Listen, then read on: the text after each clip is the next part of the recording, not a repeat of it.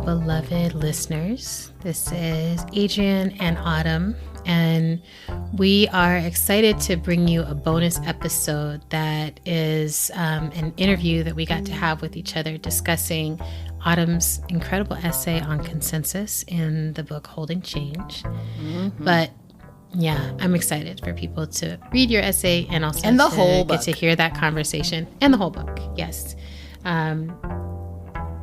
And before we get into that, we wanted to take a moment and just acknowledge that there's been a lot of loss happening, and we've both been really touched by that loss. We know that you as our listeners are touched by that loss, and we just wanted to take a moment and be together in it. Many of you know that we lost our cousin Barry Joe in this COVID crisis. Mm-hmm. And we have now crossed that threshold where 1 in 500 people living in the U.S. have died from COVID, while 1 million other people have died of other things at the same time. This is a massive time where a lot of our people are being taken. In this past week, we found out that we lost an incredible organizer named Richard Wright, Richard Gere, who was a masculinity scholar, Afrofuturist, writer, DJ, incredible human being. We also recently lost Michael K. Williams, an incredible actor who was a beloved member of the community. Mm-hmm. And earlier this year, we lost Grandma Betty, who was the people's grandmother, Malachi Garza's grandmother. We lost Elandria. It's now been 1 year since we lost Elandria Williams, an incredible organizer. And we lost LL. And so many of us are grieving concurrently more deaths than we've ever held at one time. Mm-hmm. And some of them are close and some of them are far away. And there's one in particular, Autumn, that I know you wanted to uplift, and so I'm handing it over to you. Yeah, this was just on September 14th. Our movement community lost an amazing organizer and teacher named Angela Burkfield, who she died on September 14th after about a 2-year-long battle with cancer, left behind her partner and 2 beautiful young children. And Angela was the co-author of Parenting for Social Justice, which is the title that just came out last month, or just a few months ago, actually. And that book project arose from years of workshops that she taught under the same name, and just a body of work that she helped co-create with a bunch of other really amazing organizers. She was also a founding member of the Root Center for Social Justice in Vermont, and just one of those people who really lived her work and worked her life. And just as a little tribute to her, I found someone on the Parenting for Social Justice Instagram page reposted an excerpt from Angela's blog. And this is something that she wrote back in February of this year. The post is titled, "What Do I Tell Them?" And she says, "As I've been able to connect more deeply to my soul, or my truest essence, I'm able to catch glimpses of my kids' shining souls. And for brief moments, I feel a soul-to-soul connection. This is harder than it sounds, and also way easier than I thought it would be. Instead of me looking at my phone or focusing on, did you empty the dishwasher? Did you brush your teeth? Make that thank you card for your Grammy. I put that aside and am just with them, their purest self. When I can do this, I feel an intense joy, and I can feel both of our souls expand. This is living in the present moment. More laughter and play automatically flow into our lives when we are connecting this way. This practice reverberates. It makes it easier for me to connect on a soul level with all those beings around me, humans, birds, trees, water, and all. And it builds my kids' feeling of what it is to really connect with another being. This kind of connection is foundational for a world where social justice is realized, When we understand and feel our connection to all beings, we know that when other beings are hurting, we are also hurting.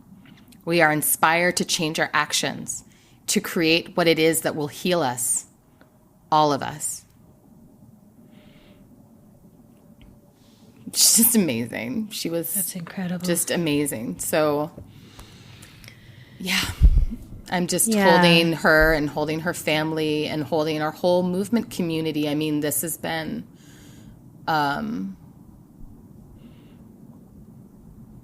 mean, as you said, it's been a time when we are more aware of more losses, holding more losses at a time than most of us have been called to experience in our lives. And there's the complicated levels of it, like knowing that this is a mother of 2 young children. We just lost an organizer, Malika Aleem, in Chicago, who also left behind 2 young children. And it's like the ripple effect of the person, right, their immediate family, the movement community they supported, the projects that they worked on, and the work they could have done.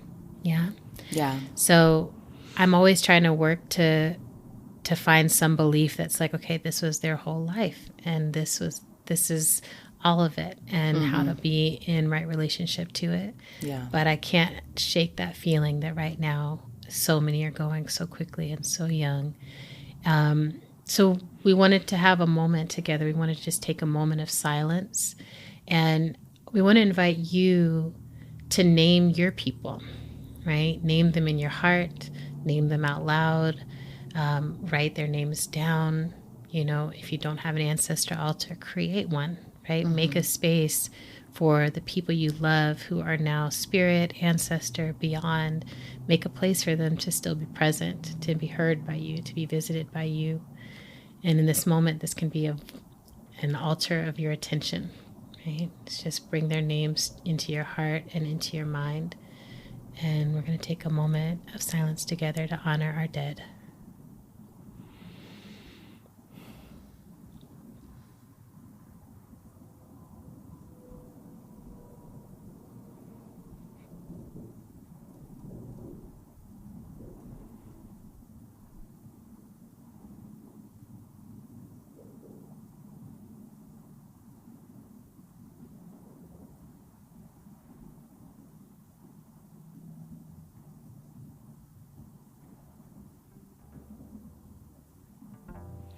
Thank y'all. We love you. We're holding you all close. And now we're going to transition into something a little more enlivening. Here we go.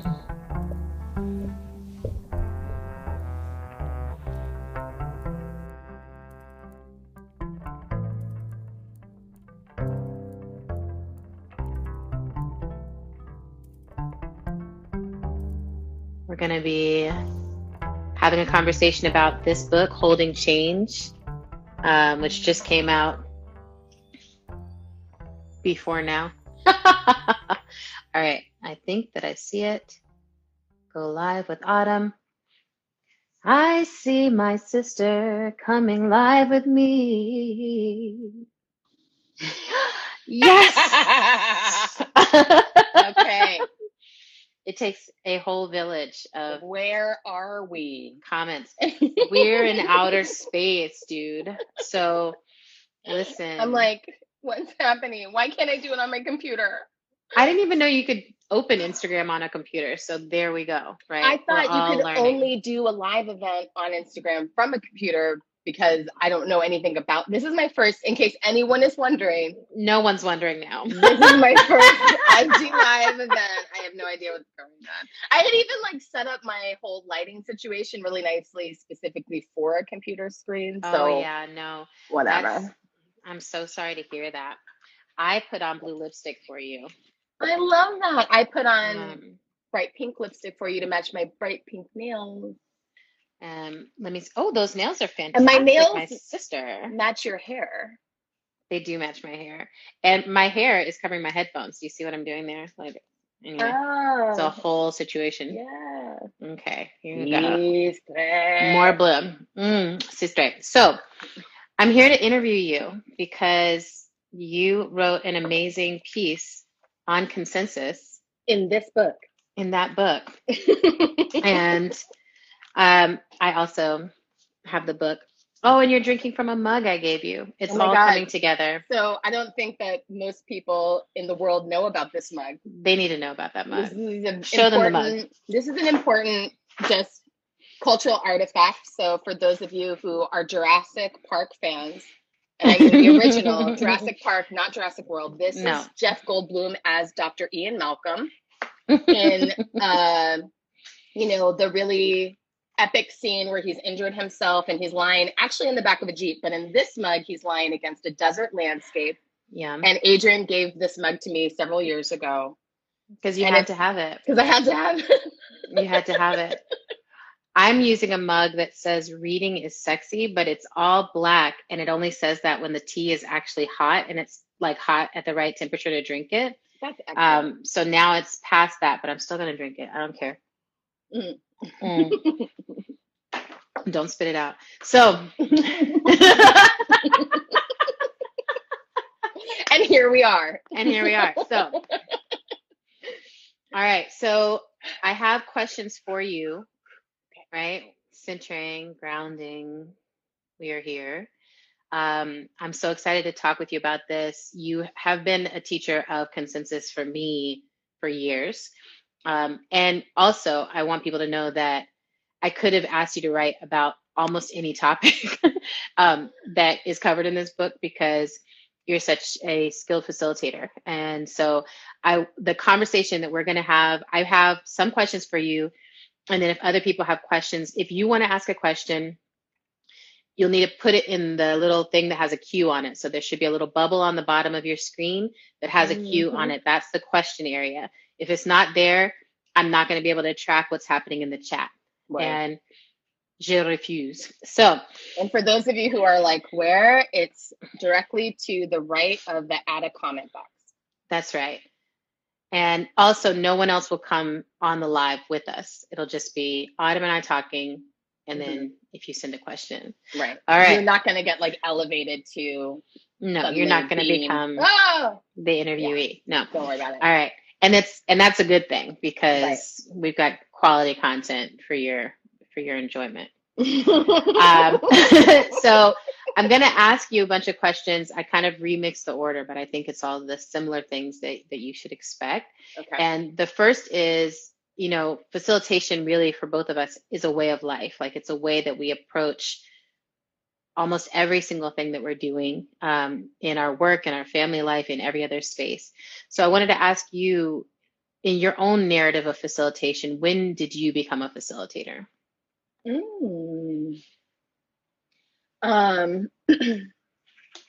Well, that's a really, I like this question of like, what was are you wondering more like, when did I start doing it professionally, or when did I start like IDing? Yeah, like this is something I'm doing. You're like, I'm doing facilitation. Like, I feel like for me, my story is always like, oh, I was doing it before I recognized that it was something, that facilitation was even a thing. I was like, I'm in it. Right. And so when I tell the story, when I say like, oh, I've been doing this for like 25 years, it's because I'm like, oh, I explicitly started doing it at a certain point in my life, like where I was like, I am facilitating this. Yeah. And I think I came at it sort of an opposite way, in as much as I first like discovered facilitation by realizing that I wasn't doing it through a facilitation fail. And then I was like, I'm going to learn how to do this because I don't fail at things. You're like, this doesn't feel right. It doesn't feel right. I mean, of course I do fail at things, but it was like, I remember I spent my junior year studying abroad at the University of Oxford in England. And I got involved with a student organizing group there. And because I am an extrovert and a performer, I showed up at a meeting and there was a person who was supposed to facilitate the meeting who wasn't there. And someone was like, Autumn, you facilitate the meeting. Like, you're comfortable in front of a room full of people. And I was like, of course, I'll be great at this. That's great. And yeah, and I was terrible at it. I was like really, really terrible at it. But, you know, it wasn't like clear to me why I was terrible at it. I was just, you know, I mean, in retrospect, I know that part of what was happening was that I was really trying to direct the room towards the outcome that I believed was best. Yes. And so I was, you know, doing a lot of leading questions and a lot of, well, don't you all agree that blah, blah, blah, blah, blah, you know? Yes. Can't you all see what's logical here? Can't you all see that this is obviously the way that we're supposed to make this decision? Yeah, someone in the chat is like fireside. That's right. And I mean, lucky for me, there were some, you know, slightly more seasoned practitioners of consensus decision making in the room, so they were able to kind of redirect me. Yeah. But I remember walking out of the room that night just feeling like, like, what was that, you know? And then a couple of months later, I had the opportunity to go through a facilitation and consensus decision making training with this group based in the UK called Seeds for Change. And that was, you know, it was really life altering for me to, you know, learn the practical skill of facilitation, to understand, you know, to understand that there was a different way of being with others that was inherently like not competitive, right? And then to also learn that in a, you know, one of the things that was really beautiful about that particular collegiate environment, it was very international, very, very multinational environment, both like the student organizing space that I was in and also literally any training space that I would enter. And so it also gave a different flavor and context to how we're learning facilitation, how we're learning consensus, because we're automatically accounting for the fact that there's no one dominant central culture that we are, you know, making default assumptions from, or like we really can't because it's an international space. So, you know, that was the beginning. That was like where I sort of caught the fever of like, I want to learn how to do this. I want to get really, really good at it. I want to be really, really good at facilitation. I want to be really, really good at listening. Like I clocked pretty early on that key to facilitation was the skill of listening, which, as you know, and as we've talked about, is not something that we grew up learning how to do. And so, you know, it's like, I was like, oh, I have to learn this skill and I want to learn this skill. Yeah. Like I want to be an adult who knows how to listen. Beautiful. Yeah. I love that. And, you know, I feel like you kind of shifted into this, but I want to hear more about this. It's like, how would you say you learned to facilitate? So you took that course and then you were facilitating. And at some point along the journey, you started to really make it your own, right? Like I think there's the period of facilitation where we're kind of mimicking what we've seen or mimicking some concept in our head of like, this is what it looks like to do this well. And then there's something where we learn to bring ourselves into it. Yeah. And I would love to hear for you, how did you learn to facilitate? And at what point do you feel like, oh, I really brought my own flavor, my own self into it? Yeah, that's such a good question. I mean, I definitely 100% learned by doing. I learned by being a person who like was put in a position and put myself in the position to facilitate organizing meetings. Okay. Because I was also organizing at the time. So I was a student organizer. And then when I moved to New York City after graduating from college, I got involved with anarchist organizing in New York. Both a network of organizing groups that evolved at that time called the New York Metro Alliance of Anarchists, and then an anarchist POC network. Yeah. And then also within that context, co-created the Rock Dove Collective, which was a mutual aid and barter exchange project for health and healing.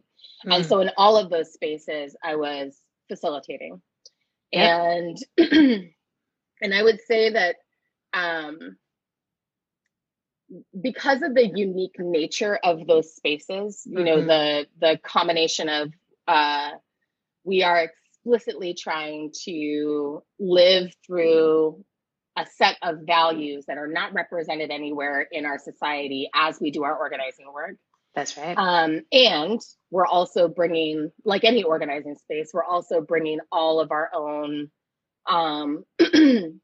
maladaptive like socialization into those spaces where we're acting out patterns of harm and patterns of disrepair, you know, and reenacting whatever our like ridiculous family patterns are in our organizing spaces, and expecting people to like care for us and all, you know, because of all of that, it was, you know, I found myself having to take whatever principles I had learned and then get really, really creative in the application of them. And one of the things I remember noticing is that I had to often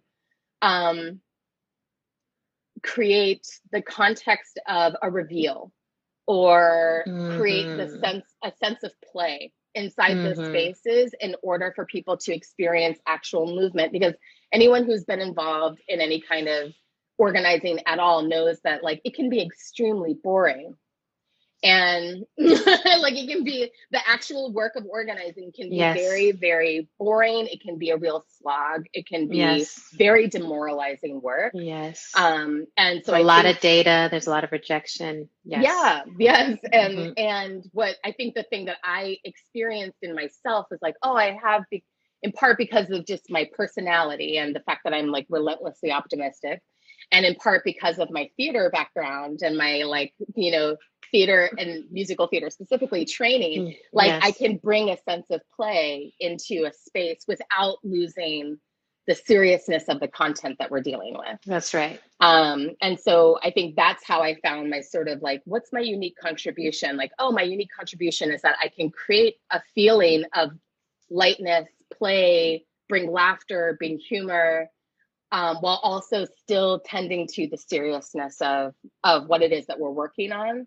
But not really allowing the dynamic of people taking themselves too seriously, which is a big part of what inhibits a lot of our organizing work, right? It's like, you know, we show up and we think that like we're the first people who have ever tried to solve the problem. It's just like it's a whole dynamic, right? It's so serious. It's a whole serious dynamic problem in movements. And so I think that that's where I really started to find my, you know, and I did things early in my facilitation that like I would not do now, but I feel like were important lessons for me in like the power of play. Like I remember in one of the first like really big convenings that I facilitated, I had attended that same big convening meeting a month prior. I had noticed that the white men in the room just, you know, they could not, they literally would not allow for other voices, right? So there was a lot of, you know, dominating talk, a lot of interruption, a lot of just really, really, you know, problematic behavior.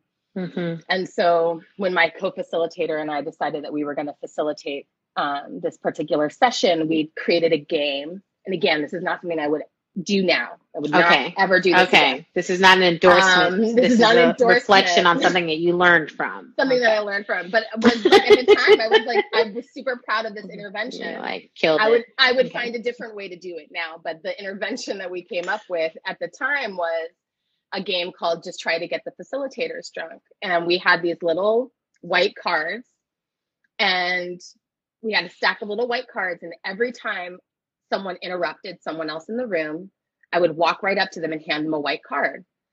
And the number of white cards they had were the number of shots they had to buy for me and my co-facilitator after the meeting was over. Basically as a like, if you make us put up with your interruption, then you have to take us to the bar after the meeting, right? I mean, there's aspects of brilliance. There's aspects of brilliance there. Right? Yes. And it did, you know, at first people were like, ha ha ha, And then I would say probably within 20 to 30 minutes, like the white men really slowed it all the way down because there were certain men who kept getting white cards, like Yes. we weren't joking in terms of the I'm walking right up to you You're like, and you making just it clear interrupted. that you are engaging in this behavior I just said not to do. Yeah. So, Ooh. and I think that, fast forward, whatever it is, 15, 20 years later, I don't even know how long ago it was, but fast forward to now, I wouldn't, when someone's like, wait, what's the Everyone's like, problem? but this sounds so It good, sounds right? amazing. So Now, maybe slow it down for people to talk about I like would why say you wouldn't. now that I've learned a lot more about, just about like all of the things that people are bringing into our organizing spaces related to like alcohol and substance abuse. Yeah. I wouldn't use the alcohol as a punchline Yeah. in the game. I would make it something else. Like I would, Yes. and I would maybe reconsider like spending money a punchline in the game. That's too, right. right? That's like, right. I don't know what I would do. I don't know what the innovation would be, but I did. For me, it was the important thing about the story is that I found a playful way Yes. to call attention to a problematic behavior that Yes. still kept the people who were engaging in the behavior in the meeting. They were there. Because that's my whole thing is like, I love these comments. I love because it. I'm this like, is my whole thing, right? Like, especially right now, as we've reached this point where there's so much polarity and polarizing behavior and polarizing decision making happening in movement spaces, people really forget. I think sometimes that at the end of the day, the goal is to keep everyone in the room and in the work. That's right. The goal is not to like, screen people out of the movement. No, right? And to create the smallest bucket of humans that get along. It's like how do you expect to win if you're using your organizing spaces as, a pH strip, right? It's like, no, what we want to do is figure out how to keep people in the room, right? But how to keep people in the room in a way that feels productive and relatively safe. Not like safe, but like relatively safe. Yeah. Well, and I think it's so interesting because it also shows the different socializations, because I'm just like, oh, like for me, the shame of having someone walk over with the white card one time would be enough to make me like, get it together, bitch. Like, like, even in intimate conversation, if someone's like, you interrupted me, I'm like, that's shameful. Like what, you must have done something wrong. Like I have to go through this whole process. Right. And I'm like, no, I didn't. Well, you were talking and I was talking and now I'm talking again. My justification, well, actually the justification thing happens first for me. Right. So I'm like you interrupted me 4 times or whatever. And then I'm like, that's not the thing. The thing is, I don't want to be doing the behavior. Right. Right. But I think that I think maybe that's one of the things that has shifted in the movement culture is that now there's such a shame-based movement culture that it's figuring out how do we bring it back to play. But it's like, there are things that we're trying to correct. There are things that we're trying to figure out collectively, correct with each other. And now it's like shame gone wild, where we're just shaming everyone so much that people, I really do think, I think if I had come into movement now as like a 21-year-old, I don't know that I would make it. Like, I think the shaping that I have, I'm like, I don't know that I could withstand the shame hurdles to get over it. And I feel like consensus actually, and good facilitation actually, are the things that help us drop under that judgment, the surface level, like I can see your bad behavior. Yeah. And so you're saying this in a number of ways, but I want to make it really explicit. What would you say are the values that you bring to your facilitation, and how have those shifted over the years that you've been doing the work? Oh, yeah. Mm-hmm. Well, I think one of the values that I bring to my facilitation is everyone is worthy of freedom. And everyone has the right to be here. Yes. Just because they are alive. Like, that is my belief. So yeah, everyone is worthy of freedom. Everyone has the right to be here. those are really difficult values to put into practice. So I'm not sitting here saying like, and I am so amazing, I'm making you feel valued and the presence. Like that's not, that's not what I'm saying. Yeah. But that's what I strive for, right? So the way that will show up in my facilitation is, that I really pay attention to if an individual is triggering me, right? Yes. And in fact, when my beloved Maurice and I do our anti-oppression facilitation trainings that we do together, one of the things that we talk about is like you have to learn to trust your inner facilitator, but you also have to deal with your inner facilitator. And like inner meaning like when I enter a space as a facilitator, I don't stop being a human being with judgments and reactions to the people in the room, right? Like I was just facilitating a space a couple of months ago where like there was a new person joining a group that I was working with. And I was just like, had a total aversion response to this person. Yeah. Total aversion response. And I could tell you like what things the person said that like, I didn't like. They earned my aversion. Right. But at the end of the day, what mattered is my immediate reaction was aversion.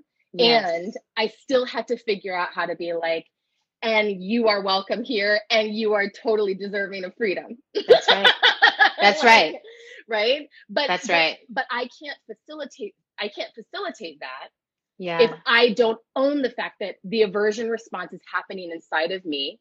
That's right. And this is something you and I talk about all the time, Adrienne, but like one of the big things I'm working on in my healing journey right now is like being responsible for my own feelings. That's meaning like if I'm feeling a feeling, I have to really avoid the part of that process where I try to say like, you are making me feel this feeling. That's right. And instead to like I have to take myself through a set of rational steps where I'm like, other people would be in the same situation and have different feelings in response to these conditions. So for instance, it doesn't make any sense, but that's true, right? So like in that meeting I'm talking about, right? Like other people did not experience an aversion response to that person. Right. Or some people did, some people didn't. So I had to be like, I'm having aversion to this person. That's right. Not we are having it, right? And it's really easy. It's really easy. And in some ways, even easier, I think, when we're trying to do consensus work, it's really easy to we out, to we all the way out, and not be able to be responsible for self. Like that person, and we don't agree with this decision, and you know what I mean? It's like we block this. even right, yes. And even as the facilitator, it's really easy to begin from we as opposed to just begin. I mean, it's such a trite thing to say, but the whole speaking from the I thing really applies to the facilitator too. Like you have to be able to say, here's what's happening inside of me. I'm going to take full responsibility for what's happening inside of me and know that I still have to make strategic choices on behalf of the group, informed by what's happening inside me, but not necessarily in reaction to what's happening inside me. I love the distinction you're making here too, because it's like, I've just been channeling a ton about how we are not separate. We are all interconnected, and the interconnection, the job inside the interconnection is to be ourself, to be the self, right? It's like, I have to fully be myself, being in relationship with all these other beings, being themselves. That's where the we is. I'm always connected to all of them. And so what you're speaking of to me is the mindfulness of facilitation, right? Like, this is why I was like, this is a spiritual act. This is spiritual behavior, and at first it was so pragmatic when I think when we first started facilitating, it's like, I'm just going to do this and this and this and this. Then there's some hand signals. And then what you're talking about is that moment where you're just like, I got to drop into me and be aware of me, and then take action that actually builds this container for something larger than myself. Right. And be in a state of, the more I drop into myself and the more I take responsibility for my own feelings, the more I can trust the information. right? Yeah, that's And right. so because That's right. it's not like I experience the aversion response and I'm like, oh, I don't trust that Yeah, because it's inside me. It's that's rather right. like, oh, I'm noticing I'm having an aversion response. Let me get Yes, curious about my aversion response to this person. What might they be bringing into this room that's right. that is shifting? It's like shifting the landscape, not just for me, but for potentially other people, right? Yeah, like I mean, I often feel that when people are like, when I'm like, I've got a gorgeous agenda planned and like I can totally see how we're going to get somewhere, and someone walks in clearly in emotional needs that are about something different. I'm like, you're in a funk. Your funk is loud. What the funk is going on with you? Because we are like trying to make history and you're over here funking it out and like whatever it is. And it's just like that aversion is actually often um, an unmet need or an unspoken need has shown up in the room. And Mm, in the book, there's a whole section on problem participants and this idea that like they each bring something to the space. They're each bringing a need into the space. They're each bringing something that's true for that community is in that person, right. right? Totally. And we're like, oh, Totally. if we could just dismiss them. And so then that makes consensus that much more challenging. And so I want to come into the consensus. Like Yeah. you've been teaching consensus for years. I always tell people shamelessly that you are the entire reason why almost everything in movement has happened. Because It's just me. it's just Autumn, really. All roads lead back through the channel of Autumn. But I do think that part of what I wanted to do with this book is shine a light on some of the people who have shaped things behind the scenes, so that people understand like it's not like something like Occupy or Black Lives Matter or all these things just like magically happen or appear out of outer space or something. They might, but there's a piece of interpretation that happens with the facilitators and with the mediators and the people who are like, let Mm, me teach and train something. yeah. And you have been teaching small rooms of people, large rooms of people for decades how to do consensus. Right. So I want to ask you before we even jump into the good part, what do people mostly misinterpret about consensus? Like when Oh when yeah. when you say consensus to people, what's the thing that they say back to you? Yeah. The first reaction that most people, or the story that I hear, the reaction that people typically have is, ugh, um, Ugh. ugh, you know, and it's messy and it takes too long. Mhm. Um, so ugh, aversion, Aversion. aversion, messy, takes too long. Great. And so I would say too, like I'm not saying that any of those things are misconceptions. Right. But I would say that the misconception, I suppose, embedded in that is that um that decision making with other human beings would be like anything other than messy Yeah. and like time intensive. Yeah. Like there's some neat, efficient way to do things that Right, actually like like works for the collective. Yeah. and like it's that whole like utopian trap, right, where it's like Mm-hmm. there's no utopia, like there's no utopian way of making decisions together. Like that is a fantasy that just exists to keep us from trying things that would work. That's right. That's my perspective, to be a little bit Mm. conspiracy theory on it.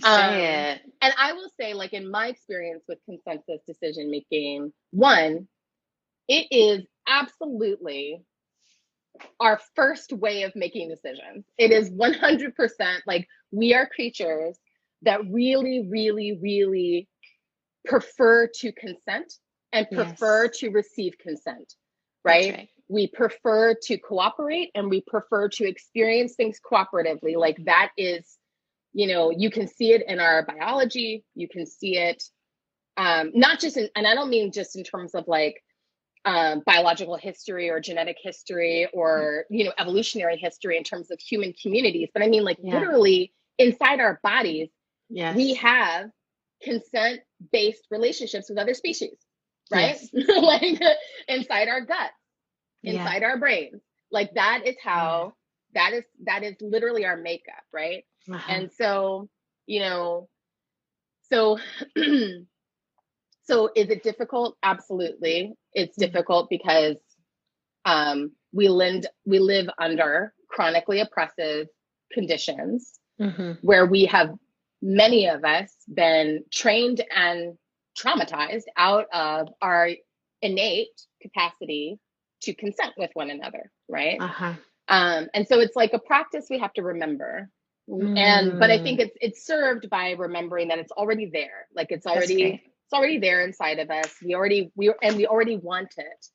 And I, anyone who has been to one of my workshops, who has heard me talk about this in the past, will know, like, I'm kind of a broken record on this, but the whole idea that consensus takes too long is just a fallacy, right? Yeah. Like, too long, meaning, if you've ever been a part of a, hierarchical organization, that like, if someone in charge makes a decision that no one else agrees with, yes, it's very difficult to make that thing happen, right? Oh, it's a very long time, right? Yes. And so to me, it's about like, choose your poison. Like, do you want do you want it to take a long time on the front end?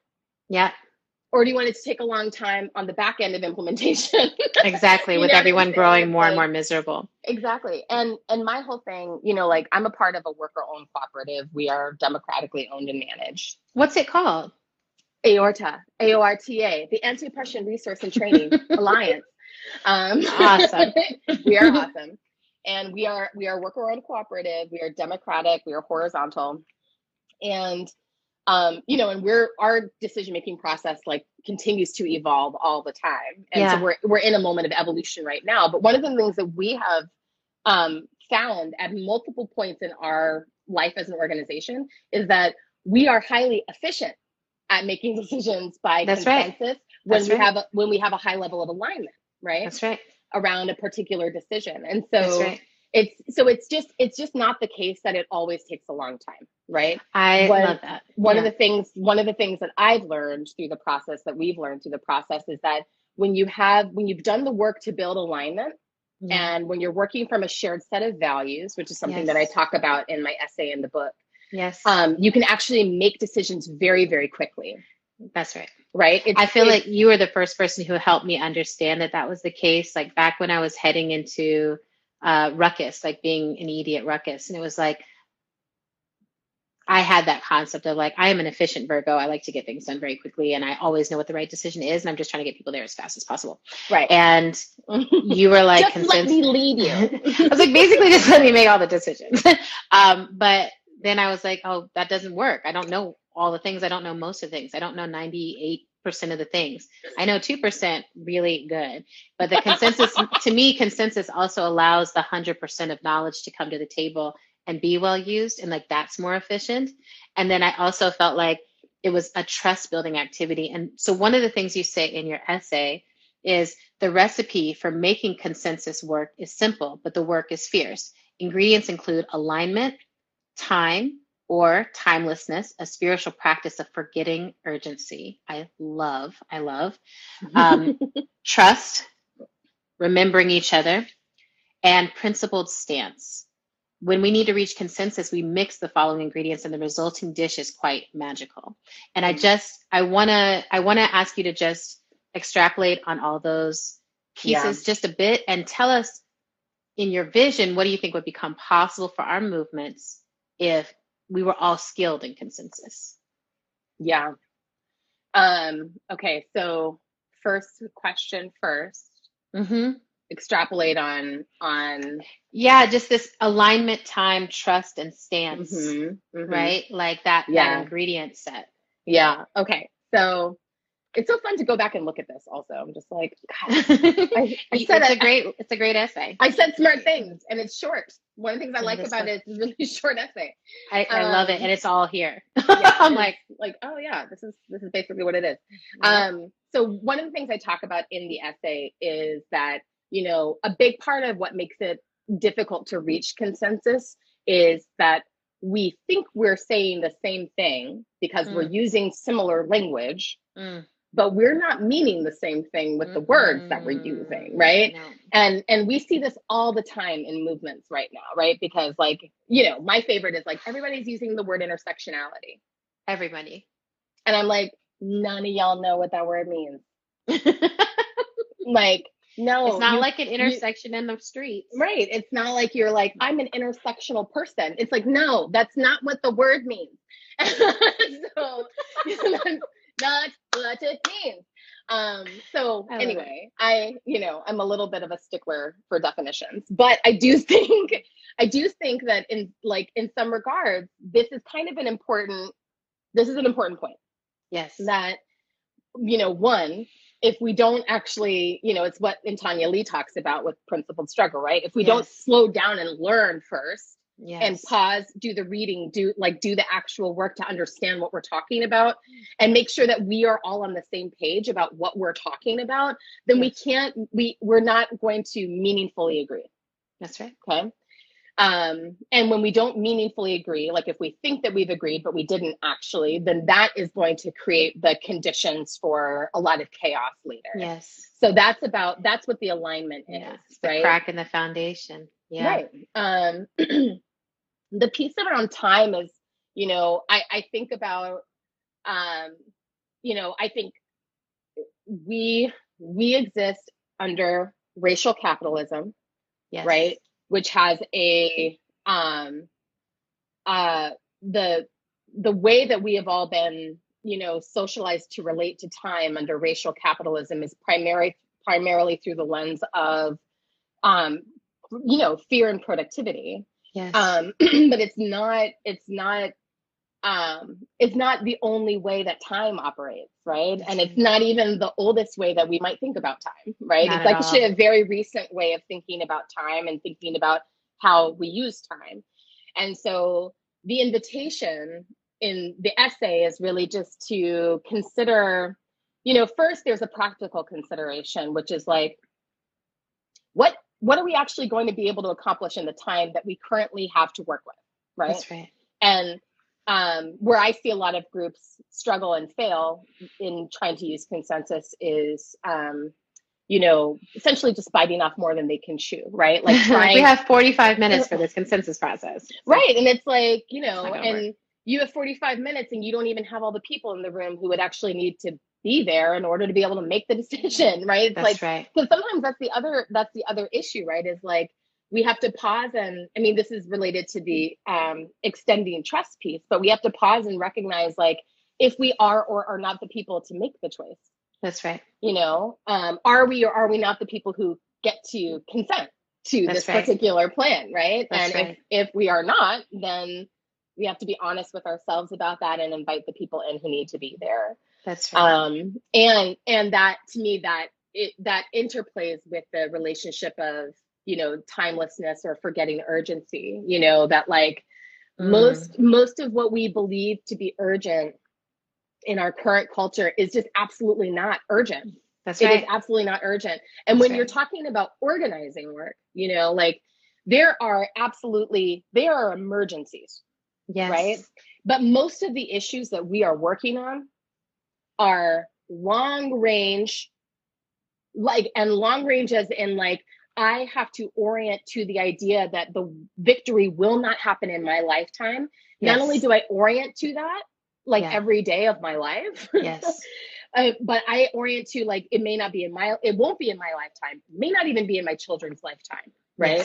Like I'm bringing a Harriet Tubman orientation to my work, right? That is what I'm bringing, which means that I can let go of a lot of the false sense of urgency that's applied to our work. And I can really, bring more of a sense of, long-term strategy, long range commitment. I also, personally, I think in our movement, if we could forget urgency and orient to time in a different way, I think we would make such better decisions. We would make such more strategic decisions because we wouldn't be in the like navel gazing, like this is about my freedom as an individual. It's like, no, it's not about your freedom. It's not about your individual freedom. It can't be, right? Like it cannot be about your individual freedom. So anyway, that's kind of going off on a tangent, but I really appreciate that tangent. I keep trying to uplift. I just saw this quote come through the world. Barbara Smith said that they ran with the identity and dropped the politics.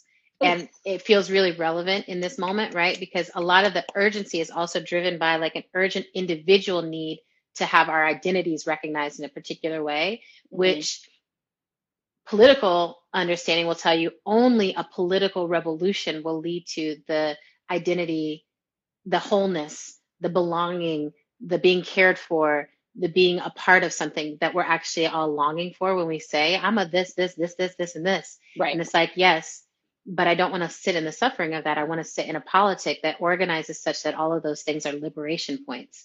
And it was just such a like, and I think consensus actually is one of the ways in the present moment that we can practice all getting to show up with all of the different shapings and oppressions and everything else that has happened, and actually practice being free and on the same level with each other, right? That it's like what we all bring to the table, it matters. It gets to like not flatten out, but it just gets to all be of a level, right? It's like if someone comes in and says, I deeply disagree with that, and here's the politic of that, we all get shaped by that politic. It's not like that person just gets to win. And so I want to bring you back into that principled stance piece and like what unprincipled versus principled stance looks like in organizing. Yeah. Well, so the line, I think the key line here that's in the essay is that you cannot meaningfully agree unless you've meaningfully disagreed. Oof. I love that. Say it again. You cannot meaningfully agree until you have meaningfully disagreed. Yes. Yes. And please, everyone who is watching, listening, feel free to like, just take these words and bring them into whatever corner of your life they may be medicine for. Yes. Let it be a seed. I know for myself, this thought has been medicine for a lot of parts of my life that needed that medicine of understanding, like, oh, like, I want to know, what it means to fight with you. I want to know what it means to struggle with you, because unless I know that we can struggle and resolve it, that we can fight and then hold each other, then I can't trust your yes. Yes. Like, until I know where your no is, how do I trust your yes?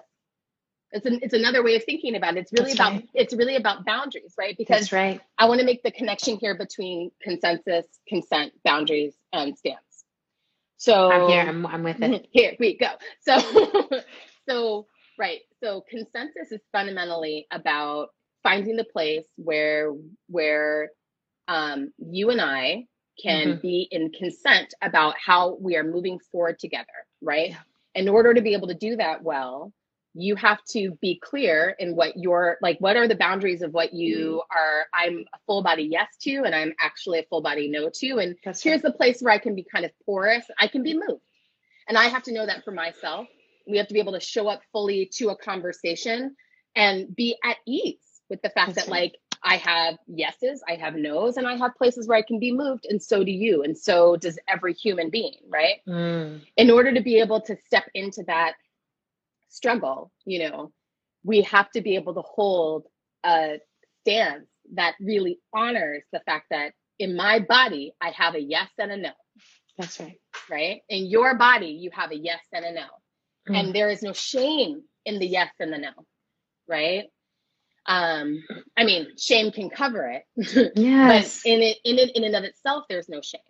Yeah. And so that to me is where the ability to sort of like to honestly assess myself and to have an honest assessment of you and of other people who are in the process, to know that like, I'm not going to hold back. Yeah.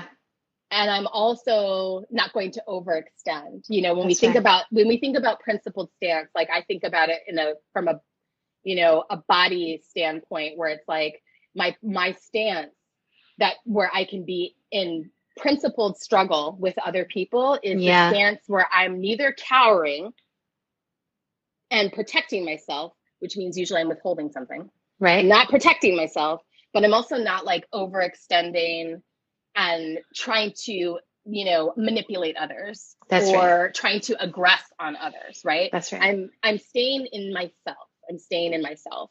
And that is what enables me to know if I'm consenting and if Yes. I have consent. That's right.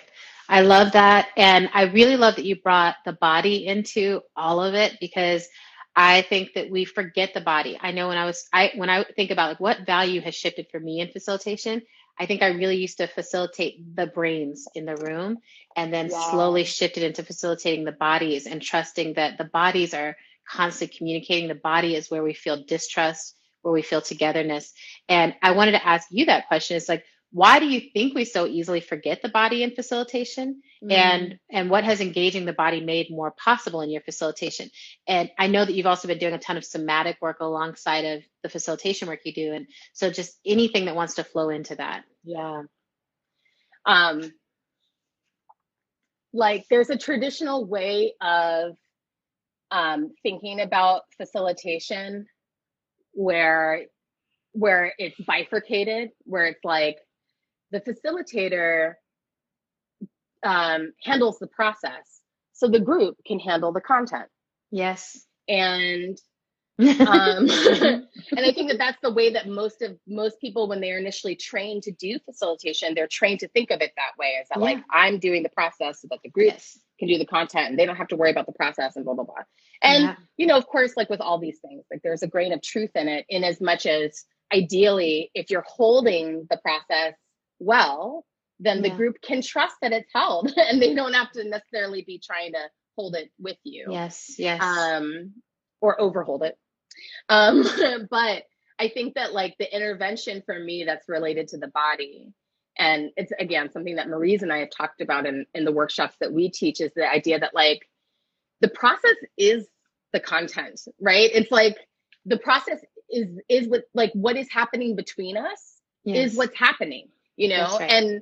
And a group will sort of find what its suffering is. Yes. And that suffering will show up regardless of what the issue is that they're dealing with, right? That's right. It's like, I mean, anyone who's been in the workplace knows that is what happens, right? That That's like right. the content can change from week to week, but the dynamic, the dynamic is what the dynamic is, unless we're like actively working with it, right? And the only way to work with it, I think, is through the body, because like our brains, oh my god, I mean, I love brains. I think it's so cool that evolution produced something like a brain. Like, I mean, wow, outstanding. I have to say, I just started a few okay, not just started, but like a couple of years ago, I was doing this book that I've never been able to finish because my life. But I love you so much. Other Minds. Oh yes. The Octopus, the Sea, and the Deep Origins of Consciousness. Just a plug for if you're interested in brains. This is about like how octopi, basically developed similarly complex brains, but through a completely different process. Anyway, brains are great, but and yet,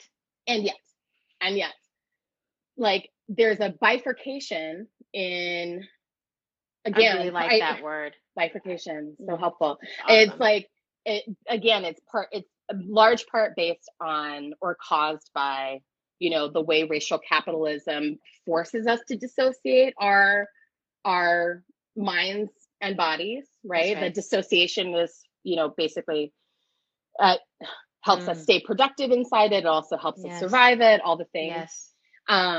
But it means that our brains end up becoming a place where we go to hide from our emotions, right? And so, and I think the challenge with that is that there's all kinds of stuff that our bodies can be doing. Yes. And our emotions can be happening without us ever having to think about it, because we're hiding up here, you know, or over here, like it's not up or down. And so I think that the body is where all of this stuff, like my body, your body, if we're in the same space, our bodies together, like that is where the things are actually happening. Our brains is where we can kind of go to be offline from our bodies. And also to like make meaning and stuff, you know, it's like, we're making a meaning about this, but you know, like I will often be in a room where I'm like, oh, you're thinking about trusting each other and you're saying you're trusting each other, but you're not trusting each other. Right. You're like, you didn't land like that part of actual trust is not happening with, right. You're waiting for someone to prove themselves as trustworthy, which is very different from extending trust to human beings who are going to make mistakes. And often waiting for them to prove their trustworthiness based on some sort of scale or standard that you've never actually articulated outside of your mind. Right? Exactly. Love. And so that where for me, it's like it's not, I don't subscribe to the idea that it's all that we work with the body over the mind, but rather that because the body is where so much of this stuff is happening. And because of that bifurcation that many of us have learned as a coping mechanism for living under chronically oppressed conditions. Yes. Then we basically have to find a way to, to find like one way in or another that ultimately supports us, like weaving it back together. Right. Yeah. And for some people, and I think about this a lot as a survivor myself, and as someone who facilitates a lot of spaces. Anyone who's facilitating a space is facilitating a space with a survivor in it. Right. That's right. At least one. And so I know from my own experience and from what I've learned from other facilitators, right, that like the body isn't necessarily a safe place for most people to begin. So I'm definitely not out here saying like, that we want to be embodied all the time, right? Yeah. And for many of us, it's like, it is safer to be over here for now, right? Yeah. But that's not the end, So just like getting embodied is not the end, staying in the mind is not the end either, to me. Yeah. Well, and I think for me, the goal in a lot of ways is that full integration of the self. Like the mind is not apart from the body. What we want to do is find a way to have it all aligned in the same way that we come into a room and it's like, we're actually not able to hold the apartness, even if we think we can hold an apartness. It's like we don't have issues that are apart from each other. We don't have histories that are apart from each other. Our lineages can't be pulled apart from each other. And the complexity can be overwhelming. It would be so much easier if the compartmentalization could work. It just doesn't work. It just doesn't work. The years of experimentation and of attempts to put people in these compartments has shown that that doesn't work. And so I also think, though, part of what your work I think points to is also that discretion of like, which room am I in, right? Because in that, I always think of it as like that long-term political home space. Like that's where you want to bring the whole self, and the whole self should feel fully belonging, that full belonging, that full, I can be here. Mm-hmm. And that to me is where consensus is the most important place to practice, right? Is that it's like, we are here and we are getting deeply aligned with everything. And then there's spaces where that might not be possible, right? And I also think that's important to notice. It's like, oh, this is an alliance where we have so many different ways of being. And I literally have done that kind of alliance work with groups who are deeply embodied and groups who are like deeply in brain, coming into the same room, like, why are we having to take breaths? Or whatever. And it's just like, I hate breathing. Yeah. I literally, you can't make this up, right? It's real. It's real. And bringing all that into the space and being like, this is not the space for this practice necessarily, right? Yeah. Like we may not all be at the same, because we don't have the alignment you spoke about. And well, one last thing I want to name about that connects back to the essay is that, in this piece around extending trust, something in what you shared just caused this to come up in me that, I think we have to be able to differentiate between extending trust and projecting need, That's right. And I think what happens sometimes, right, is like we project a need or like, put a need into a space that can't be met by that space. Yes. And then when it's not met, we rail against that space. We rail against that space, or we rail against those people. And it's like, well, did any of the people in that space consent to hold you in that way? No. Was this space designed to hold you in that way? No, probably not.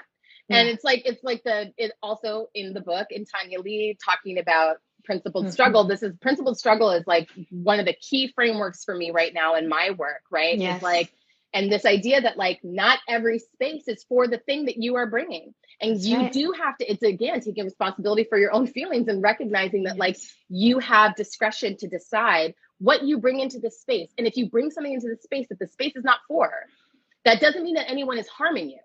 Yes. Right? It just means that the space wasn't for that.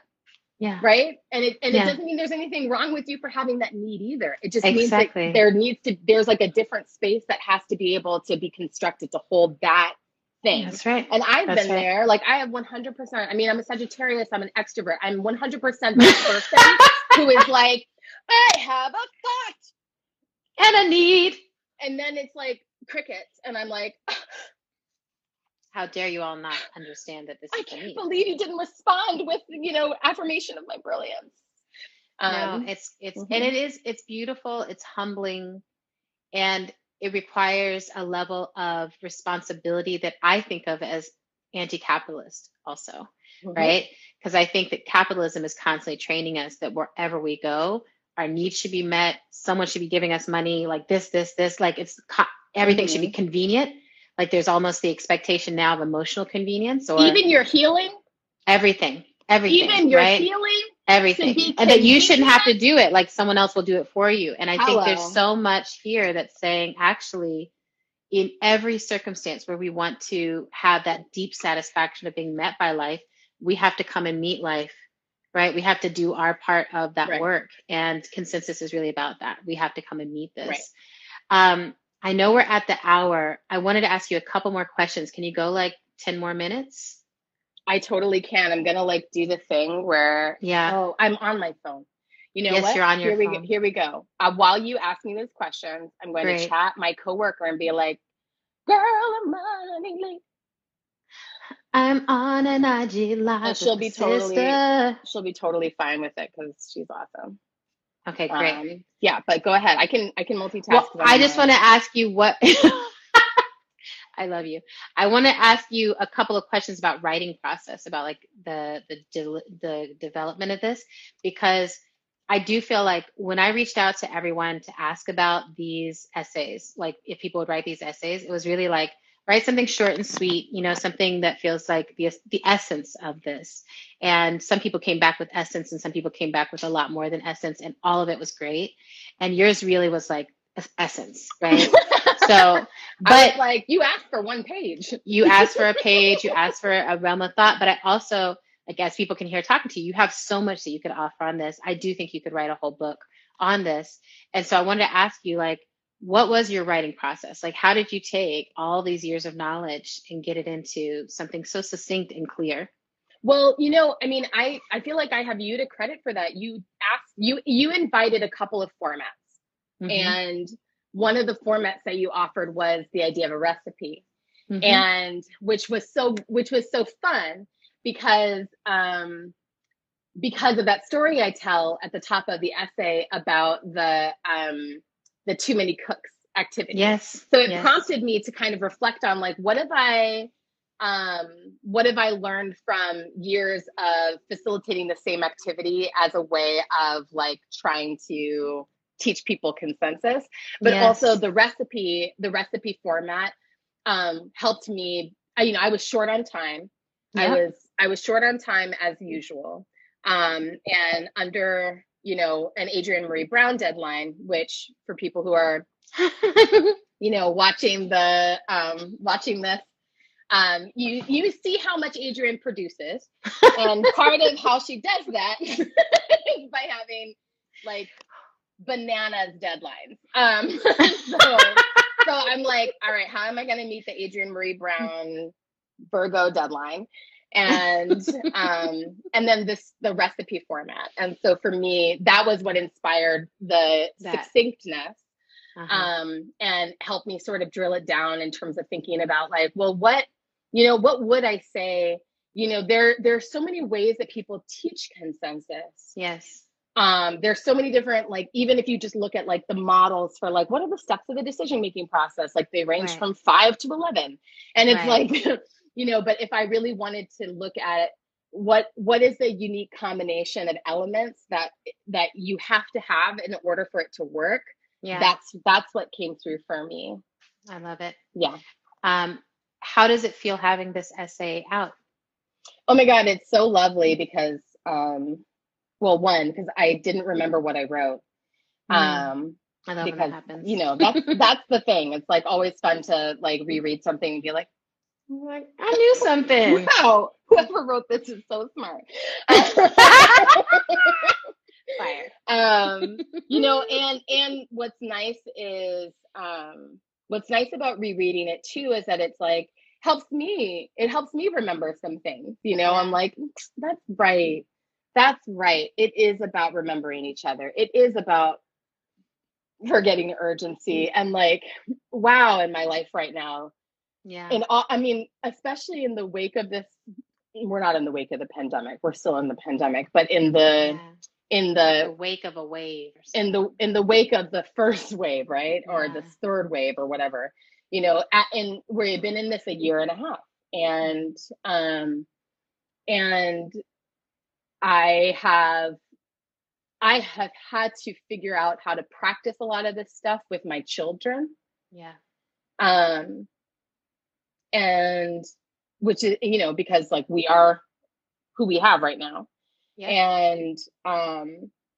And this idea of like extending trust. Yeah. Is like, it's very, very powerful, very spiritually powerful to have to like extend trust to your children when they came from you. Yeah. Do you know what I'm saying? Like, I know that they came from me and I have to extend trust.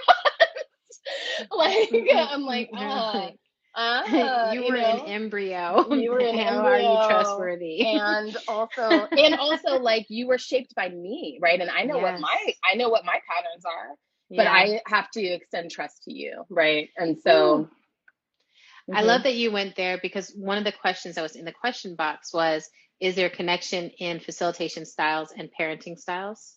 And how does that manifest in your life? Is there anything else you want to say on that? I love this question. I'm sure that there is. I think either the connection being that there's a lot of similarity, or probably that there's some people who are like really opposite, like they show up in their work in a certain way and then they show up in their home life in a different way. I'm like a pretty integrated person. So like I have a very dominant personality. I'm very dominant facilitator, and I'm a very dominant parent, right? And sister. And sister, I like it. Exactly. Which, and I do mean dominant, not dominating, right? So I'm not like out here trying to control others, but I'm also very like, this is what I think and feel. Yeah. Now, what do you think and feel? Yeah. That's great. And I think that's, as a facilitator, I think where that serves me is that, when I'm facilitating a group, typically, unless some shit is going down in my life that's making me really have a hard time facilitating, typically a group will know that I've got it, right? Yes. Like I am very in control of the process, and folks can really know that, like, they can trust that I'm holding it, right? Yeah. I've only had a couple of moments really in my career where it's like, I don't have it. And it's usually because of personal crisis. And similarly with my children, like I'm not an aggressive parent. I'm not scary. I'm not like overly controlling, although they would say that I'm overly protective, but whatever. I'm like trying to parent with boundaries in a world without boundaries is very difficult. It's very, very, very hard. But I would say as a parent, I'm dominant in as much as like my kids know how things work in my house, right? Like they know what the rules are. Yeah. They know what flies and what doesn't fly, and they know where the boundaries are. They do. So that would be my similarity. And when you're saying this, I just want to point people, someone just mentioned it, went by real quickly, but Autumn was just interviewed for the Emergent Strategy podcast by Mia Herndon, and they have a really beautiful conversation there about parenting. And so if you want to deep dive into that, you can go there. There's another question in the question box I want to ask you, and then we'll be done. Can you speak to facilitating and how it feeds or depletes your spiritual side? Ooh, wow. That is very cool. Isn't that Very cool good? question. I Thank thought so you too. for that Moni question. Perrin. Moni Perrin. Can you speak to facilitation, how it feeds or depletes? Um,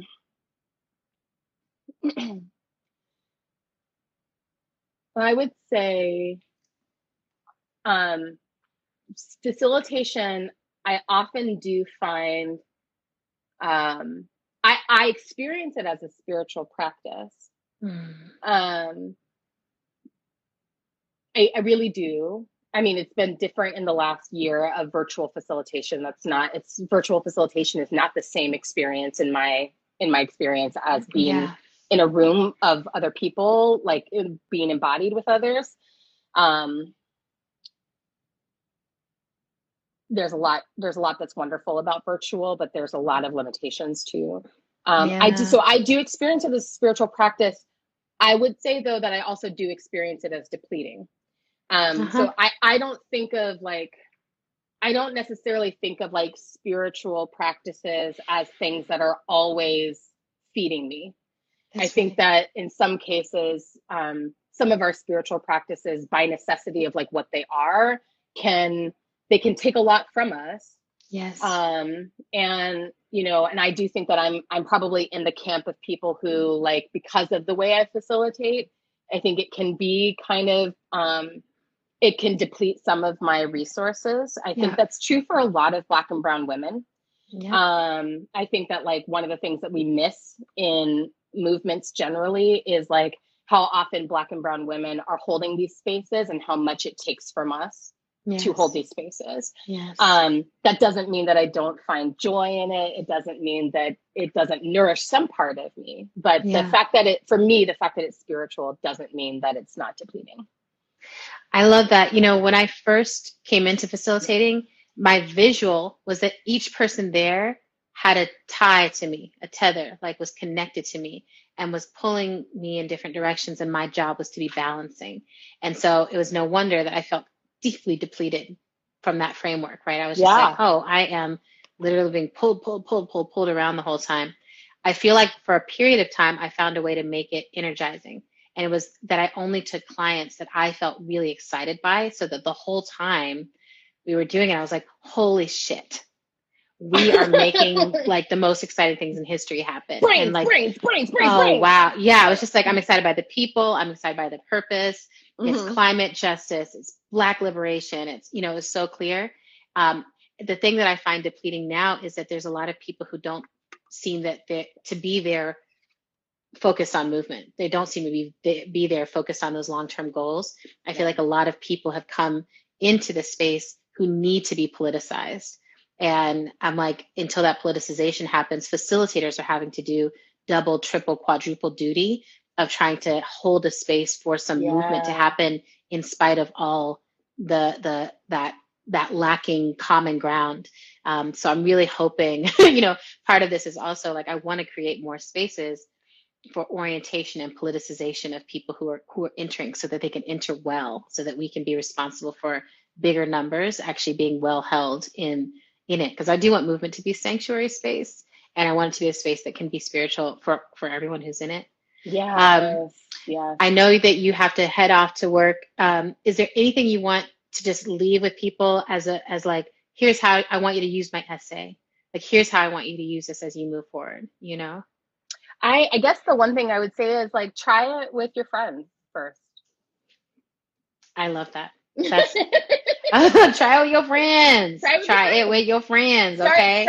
Start with people that you actually trust and just see where it goes from there. I wouldn't say like start trying consensus with your, you know, Highest stakes. with your highest stakes relationships first. That's right.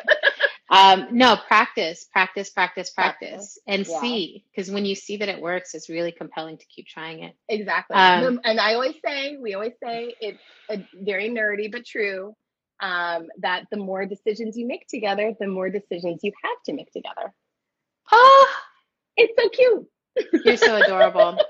Thank you so much for making time in your day to do this with me. Oh my God, thank you for giving me my first IG Live experience, and also for including my work in your beautiful book, which, you know, see see how succinct the whole book is, people? The whole book is succinct. The whole book is succinct and it's very useful. So, and it comes, if you order it from AK Press, it comes with a cute little journal. Adorbs. Yeah. Adorable. The journal is goals. Tomorrow I will be on here with Alexis Pauline Gumbs, and I know it's going to be great. We're basically going to swim through breath and breathing, and then Makani Thimba on Thursday and Adaku Uta on Friday. So it's just a stellar week. I love all of those people. I know. Well, this is what I'm realizing. More and more of my work is basically just like, I love people who are smart, and here is what they are smart about. And that's my book. What was I going to say? Oh, I'm saving all of these lives. So if if someone needs it, you can pass it along. You can send it to them. They'll all be in the Holding Change IG series. All right. All right. Love you. Bye. Thanks, everybody.